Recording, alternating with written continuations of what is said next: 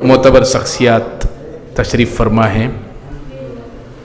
ऐसी मसरूफ़ शख्सियात रहती हैं। मैं शफ़ीउल्लाह साहब से मुतालिक अगर कहूँ, कई मरतबे जब मैं अपने चैनल पर इन्हें मदऊ करने की कोशिश करता हूँ तो हमेशा ज़बान पर यही जुमला रहता है कि आज मुझे TV9 जाना है, आज मुझे BTV जाना है, आज मुझे पब्लिक TV जाना है।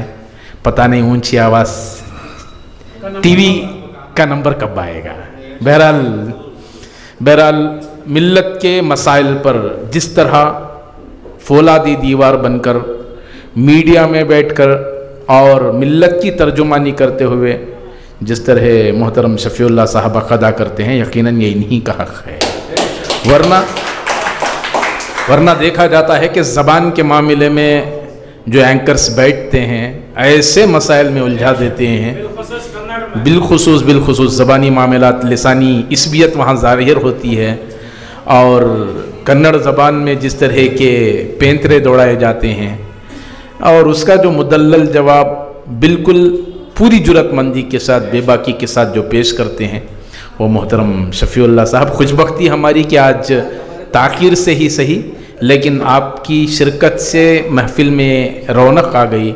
मैं आपसे ख्वाहिश करूँगा कि अपने क़ीमती तासुरात 2 मिनट में ही सही अपने तासुरात का इजहार फरमाएं। फिर उसके बाद नफ़ीस साहब बहुत पहले से मुझे देख रहे हैं। इससे पहले जनाब आदम साहब भी के साथ भी बहुत अच्छे हैं मेरे ताल्लुक़ात रहे। वो बहुत क़रीब से गौर फरमाते रहे। फिर भी अल्लाह का करम है कि जिसका जब कभी TV में डिबेट में जाना पड़ा, किसी के सामने ज़ेर होना ना पड़ा, ना ही मेरी कौम को ज़ेर करना पड़ा या मौका किसी को मिला जब मैं वहाँ बैठा रहता। तो आज का जो रस्म इजरा ये है आज की, ये मुझे हबीब साहब के ज़रिए दावत मिली तो फ़ौरन मैं चला आया। असल में यहाँ एक बात का जिक्र करना ज़रूर समझूंगा, वो ये कि जब मैं 7 बजे ठीक यहाँ आने वाला था, क्योंकि वक्त में कभी चूकता नहीं, आज लेट हुआ इसलिए कि एक साहब मुझे शादी की दावत देने आ रहे थे। उन्होंने कहा कि मैं शिवाजी नगर में हूँ, आ रहा हूँ, थोड़ा इंतज़ार कर लीजिए। तो उनका इंतज़ार में वक्त लगा। तो ये जिक्र करना ज़रूरी इसलिए था क्योंकि वो जब रुखा लाए, सबके रुखे में जो देखता हूँ तो कितने भी बड़े आदमी हों तो मैं ये कहता हूँ कि भाई आप मुसलमान हैं, हमारी ज़बान उर्दू है और उर्दू में क्यों नहीं रुखे छापते। यहाँ तक के चंद बहुत बड़े करोड़पति भी आते हैं तो उनको भी यही कहता हूँ कि भाई मैं जब मेरे बच्चों की शादी के रुखे में छपवाया था तो साफ उर्दू और अंग्रेज़ी में छुपा के मैंने गैर मुस्लिमों को, मेरे गैर मुस्लिम दोस्त ज़्यादा हैं जैसा कि आप सब जानते हैं, तो जब मैंने पेश किया गैर मुस्लिमों के सामने, उन्होंने देख के पूछा ये इदिया उर्दू ये कौन सा है। मैं बोला ये हमारी ज़बान है उर्दू, और कर्नाटक में यही सबसे ज़्यादा बोली जाती है कन्नड़ के बाद, हमारी तादाद भी ज़्यादा है। तो वो देख के कोई भी गैर मुस्लिम ये नहीं कहा कि ये कौन सी उर्दू में जानता नहीं, बल्कि बहुत खुशी का इज़हार किया। वो क्यों ये ऐसा दूसरे लोग नहीं देते, वो पूछ रहे थे। और चंद लोगों ने ये कहा कि ये उर्दू में मेरा नाम लिख के बताइए कैसा लिखा जाता है। जब ऐसी बात है दूसरों में तो हमारे लोगों को क्या तकलीफ़ है जो शर्म आ जाती है छापने में रुखे। तो मैं हमेशा इसरार करता हूँ कि भाई उर्दू में रुखे छापें और अंग्रेज़ी में बिछाएं, दोनों मिला के दें गैर मुस्लिमों को भी, ताकि मालूम हो कि कर्नाटक के मुसलमान उर्दू उनकी ज़बान उर्दू है।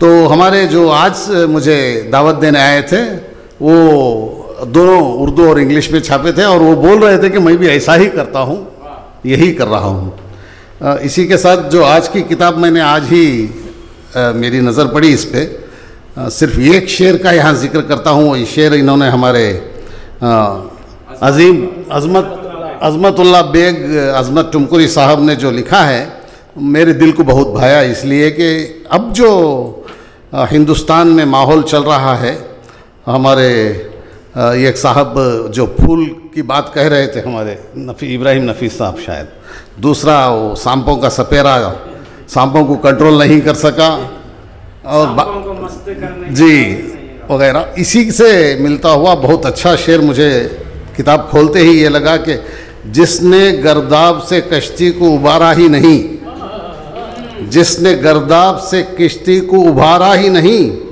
उसकी तकदीर में दरिया का किनारा ही नहीं।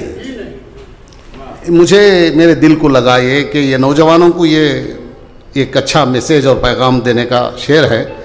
मुझे लगता है कि ये बाकी के अशार भी इसी नहज के होंगे। बहुत अच्छा लगा। चूँकि मैं अक्सर जो है हिंदुस्तान के हमारे जो हालात हैं उस पर ज़्यादा गौर करता हूँ। आज के शोरा हजरात भी ज़्यादा उसी पर रोशनी डाले तो बड़ा माहौल बनता जा रहा है। दिल खुश हुआ देखकर, क्योंकि जब तक अगर हम हिंदुस्तान में ये बात हमें सबको बतानी है कि ये मेरे बाप का मुल्क है, मेरे दादा का मुल्क है, मेरे आबा व अजदाद का मुल्क है, किसी के बाप का किसी के दादा का हो ना हो।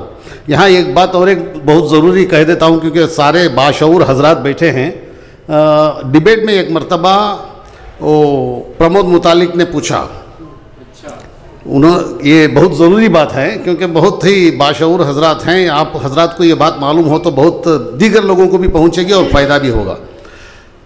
तो उस वक्त एक तो प्रमोद मुतालिक था, दूसरा गो मधुसूदन MLC मैसूर का, और तीसरी एक VHP की औरत थी, दीगर थे।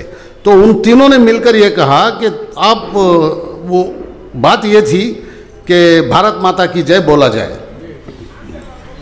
उस वक्त ETV में रंगनाथ था, आज TV 9 में जो रंगनाथ है वो बहुत ही अपने आप को बहुत बड़ा सुरमा समझता है, वो ETV में था। उसने पूछा कि आप कहिए भारत माता की जय, आपको क्या तकलीफ है?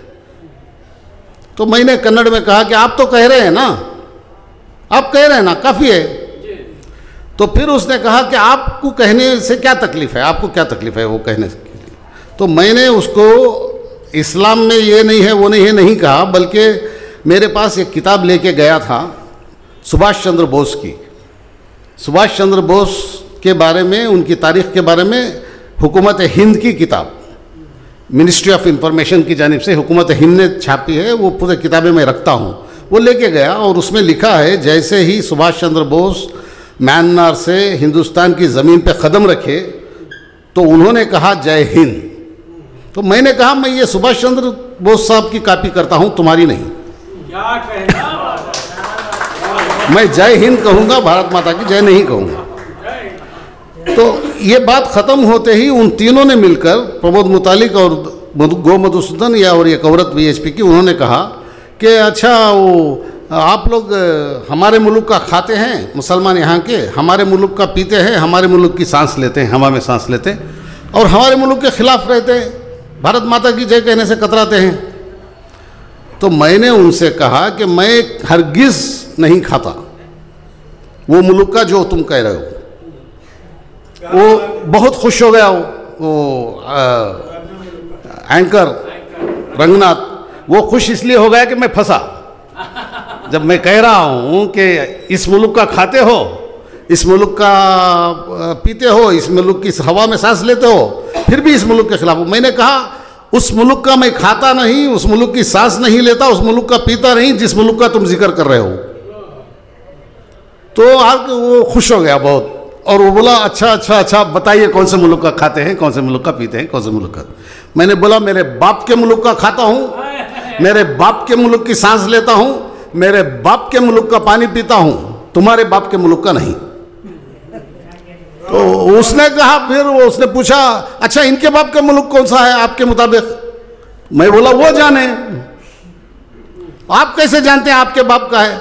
मेरे बाप इंतकाल के वक्त बताए थे, बेटा ये मुल्क है तेरा, ये मुल्क है मेरा, ये मुल्क है मेरे बाप का, मेरे आबा व अजदाद का, यही मुल्क तेरा है। तो मैं मेरे बाप की मानता हूँ, मेरे बाप के मुल्क का खाता हूँ, मेरे बाप की हवा। फिर उसने पूछे, बोला वही मुल्क की ये भी बात कर रहे हैं।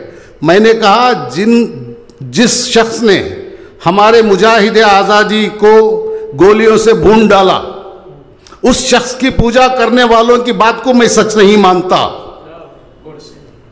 ये कहा मैंने नाम लेकर, गोडसे। फौरन सबके सूरतें बदल गई और मैसेज सारे लोगों को गया, बहुत अच्छा। बाहर के गैर मुस्लिम अहबाब मुझे मिलकर बोले कि सारे मुसलमानों को ऐसा ही बात करना चाहिए, क्यों मुसलमान ऐसा बात नहीं करते? गैर मुस्लिम साहिबान अक्सर उनमें इनके जो असर ले लिए हैं वो बहुत कम है। आज भी अल्लाह के फजल से वो लोग ज़्यादा हैं जो चाहते हैं कि मुसलमान भी आगे आएँ हर मामले में और हिंदुस्तान में उनका हिस्सा ज़्यादा हो। हमारे एच.एस. दोरेस्वामी कहते थे कि सारे मुसलमानों का हिस्सा आज़ादी जदोजहद आज़ादी में बहुत ज़्यादा है और मुसलमान उतना हिस्सा नहीं ले रहे हैं, थोड़ा पीछे है। उन्हें चाहिए कि वो आगे आएँ और डिमांड भी करें, लेना भी सीखें। ये मुजाहिद आज़ादी एच.एस. दोरेस्वामी कहते थे, अब वो नहीं रहे। इतना माफ़ कीजिए, ये बातें इसलिए मैं ज़रूरी समझा क्योंकि हमारे इब्राहिम नफीस साहब ने उसका जिक्र किया, तो मैं सोचा कि ये बातें आप लोगों को बताऊं। दूसरी जगह ये बातें करने से कोई फ़ायदा नहीं होता, जो जहां ये बात समझी जाती है वहीं पे कही जा सकती है, इसलिए मैंने कह दिया। लेकिन मौका देने का बहुत बहुत शुक्रिया। को भी मैं मुबारकबाद देता हूँ जो इसके पूरे बड़े दूल्हा हैं जैसे कि आप सबने फरमाया, दूल्हा बनाया भी था आपने बीच में खड़ा के बड़े ज़ोर से। फिर एक बार मुबारकबाद देते हुए मैं अपनी जगह लेता हूँ। शुक्रिया। कीमती एहसासात थे मोहतरम सैयद शफीउल्लाह साहब के। और एक बात मैं वाज़ेह कर दूँ कि रियासती सतह पर जिस तरह के सियासी फ़ैसले होते हैं, JDS जो हमारी सियासी पार्टी है हमारी रियासत की, उसने जब कोई उस पार्टी का कोई फ़ैसला हुआ कि एक फासिस्ट ताकत से उसका तालमेल बढ़ा और दोनों जम हो गए, तो सबसे पहले ये शख्सियत हैं जिन्होंने इस्तीफ़ा देकर उस पार्टी से बाहर निकले थे और बैरूनी रियासतों में उसकी पज़ेराई हुई थी कि एक मुसलमान ने इसे बर्दाश्त नहीं किया। तो ये सहरा भी मोहतरम शफीउल्लाह साहब के सर जाता है। यकीनन हमें फ़ख्र है कि मिल्लत के ऐसे सपूत यहाँ तशरीफ़ फरमा हैं